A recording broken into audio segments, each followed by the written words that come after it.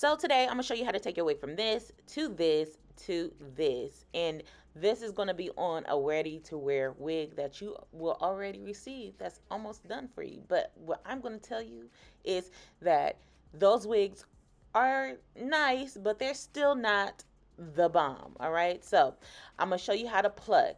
You need a wig first. The wig that I'm using in this tutorial is from Eunice. This is an Amazon wig and it is affordable. It's about $200 and you could get it on Amazon. If you're interested in this unit, I will link everything down below. So what I like to do is, since it's already pre-plucked, I like to part the area that's already pre-plucked, and then I like to go in with my favorite tweezers from Revlon. You can also order these on Amazon. We'll have them linked down below. And I like to pluck. Now, I don't pluck in the same spot. I go down the line and I keep moving. You don't want to pluck in the same spot because you do not want any bald spots. And you do not want to be heavy-handed with this because the lace is soft and you do not want to poke a hole in it. All right, now I part at least 3 times just to get the thickness of the gradient that I'm looking for. So I'm gonna do this about 3 times, comb it out, part it, and repeat itself. And then once I do that, I am going to comb all the hair back and then thin everything out together. Pro tip, make sure you stay away from the parting. You do not want to get too close to the parting because you do not want to widen that part out, okay?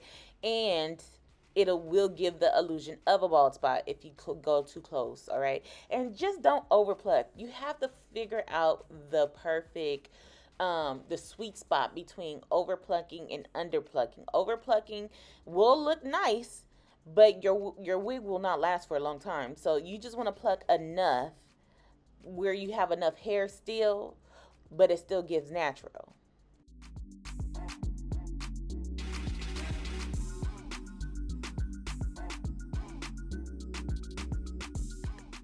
So after you finish plucking and you do the other side, it's going to look like this. One side is plucked, the other side is not. It's plucked just enough, okay? So at this point, we're going to use the hot comb. A lot of you guys like the plug-in. I like the stove, okay? I'm old school. I like that thing. So I'm going to use my wax stick. We'll also link that down below. I'm putting only a little bit, not a lot, because this will make your hair a little bit oily. And I'm going to use the hot comb just to press it back because we're going to go in to do baby hair.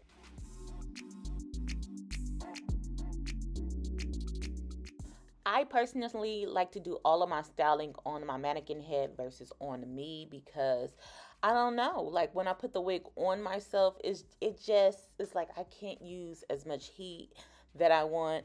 I don't want to feel the heat on my skin, no nothing. So I'm going to take my edge brush and just section some hair out, and I'm gonna do that on both sides, and then I am gonna cut them in a diagonal, in a diagonal cut, just so I could like kind of angle the baby hairs or whatever. You typically like using a razor for this, but I just didn't have one. I need to go to the beauty supply or go order somewhere on Amazon. But I love these little flat irons. I like to curl my baby hairs with this, and they get super hot. And once you done with your flat iron and you just leave it there, it typically cuts off on its own. So I do love that. I like to start molding my baby hairs to see how I want them to sit and where I want to go, and if I want to do some swirls or whatever like that, I will pre lay them with got to be glue. So I am going to take some got to be spray, and I'm gonna spray the baby hairs, not a lot, like that wasn't a lot, I promise you.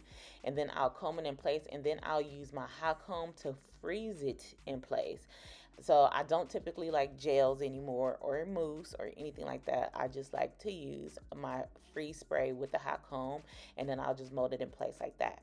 All right, so the makeup that I like to use is Ruby Kisses in the shade 16. That matches my skin tone perfectly. But as you can see, like when I put it on, it matches, but you can see that line of demarcation, right? We need to get rid of that line of demarcation.